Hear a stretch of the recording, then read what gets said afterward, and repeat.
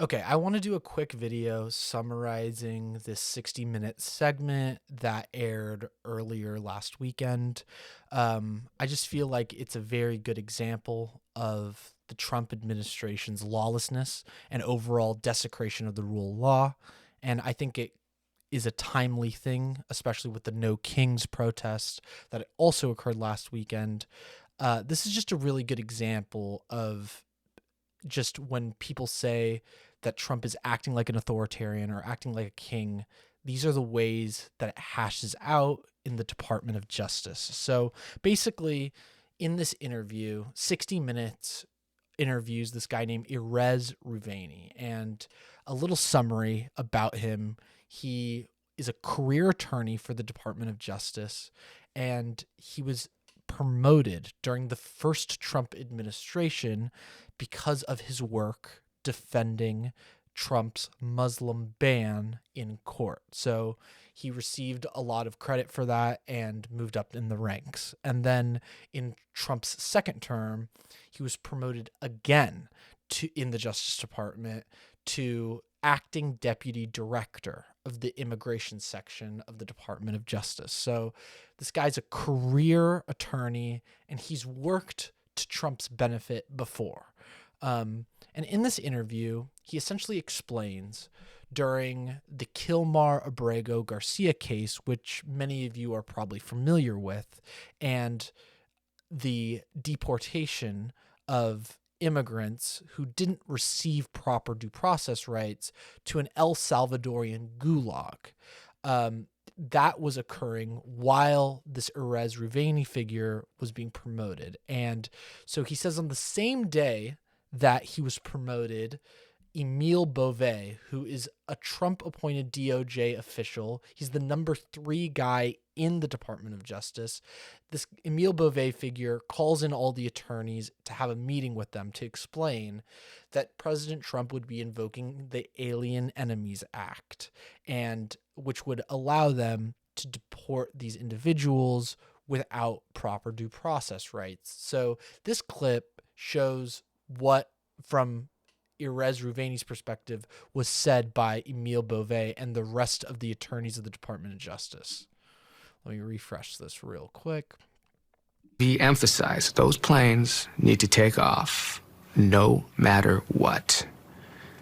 And then after a pause, he also told all in attendance, and if some court should issue an order preventing that, we may have to consider telling that court, you.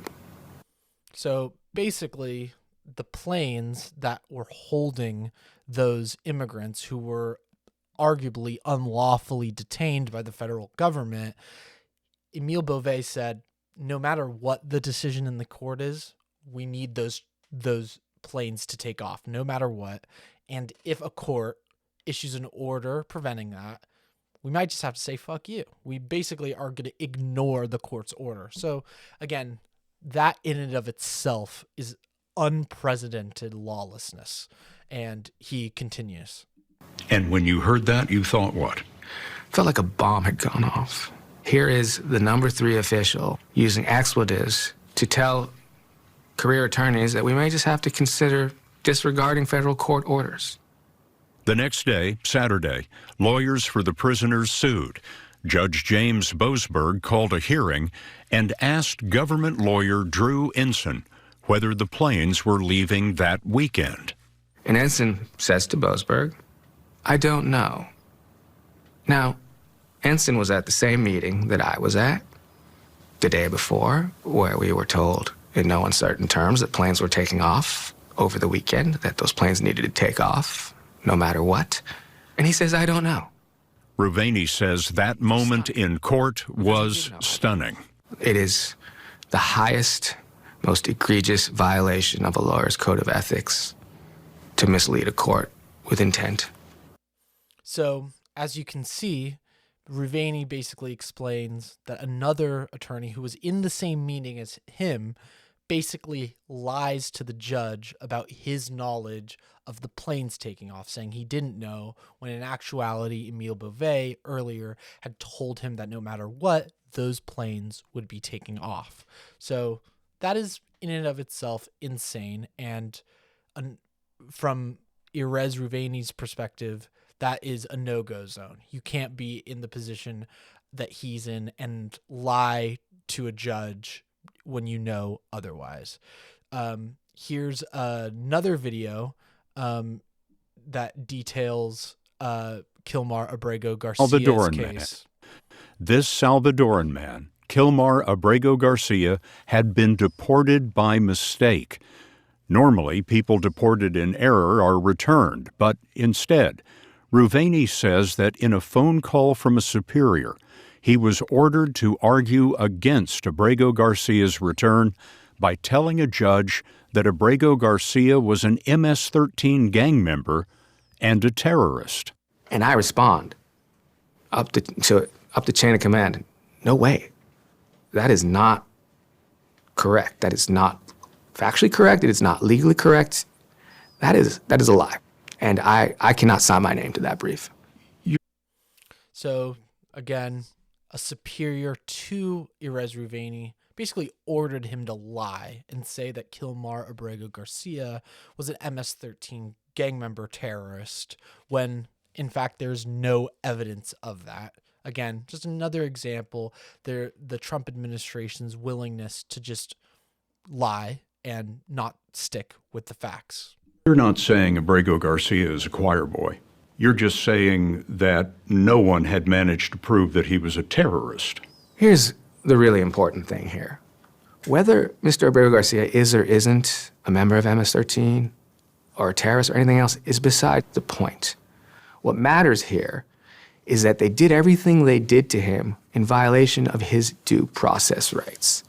What's to stop them if they decide they don't like you anymore? To say you're a criminal, you're a member of MS-13, you're a terrorist. What's to stop them from sending in some DOJ attorney at the direction of DOJ leadership to delay, to filibuster, and if necessary, to lie? And now that's you gone and your liberty changed. After refusing to sign the brief that called Abrego Garcia a terrorist, Ruvani was fired. So he's absolutely correct. The reason why we have due process rights in this country for everyone is to hash out those facts of the matter. If someone in the Trump administration or in the high levels of Department of Justice wanted to pin anyone as a gang member or a criminal or a terrorist, right, you'd have to go through, or typically you would go through the courts and you would litigate that and you would show a judge factual evidence of that. But that's not what was going on here. They just wanted to baselessly paint Kilmar Abrego Garcia as a terrorist to justify him being expedited out of the country without proper due process rights. Here's another video from that same segment, just showing how this isn't just a singular case with the Trump administration and the DOJ. Let me refresh the page real quick. So the judges are saying some incredible things. Ryan Goodman is a law professor at New York University who heads a nonpartisan law journal. His team has analyzed hundreds of suits filed against the administration, and he didn't imagine what judges were saying to the Trump Justice Department. We found over 35 cases in which the judges have specifically said, what the government is providing me is false information. It might be intentionally false information, including false sworn declarations time and again. In court records compiled by Goodman, Democratic and Republican-appointed judges are critical of the Trump Justice Department's work. Highly misleading, said one judge. A serious violation of the court's order, wrote another. And a third warned, trust that had been earned over generations has been lost in weeks. This isn't the way things normally proceed? It's not. In fact, I would say for some of the cases that we're looking at, maybe that would happen once every 10 years. Who gets hurt by this? The one entity or person or institution gets hurt the most is the Justice Department.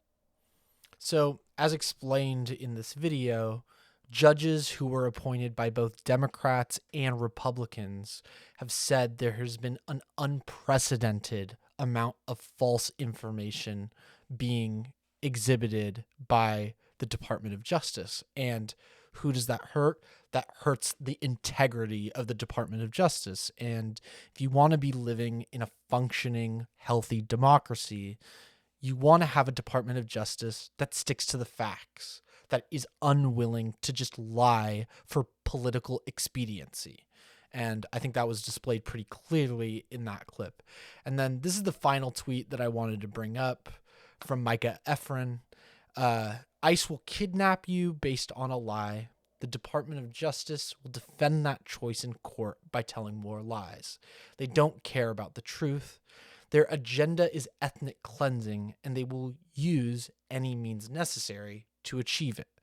Now, I'm not in the minds of every single Trump official, but if you wanted to ethnically cleanse the United States, I think using ICE as a basically paramilitary force that is taking people off of the street without proper due process rights and then detaining them and then in some cases shipping them off to an El Salvadorian gulag, that would be a pretty effective means to ethnically cleanse. Now, I don't think that's entirely the case. I don't think that's entirely their motivation, but I think exhibited by this 60 Minutes segment, we can conclude that for sure there are people within this Trump administration that have no regard for the rule of law or for the truth or for due process rights.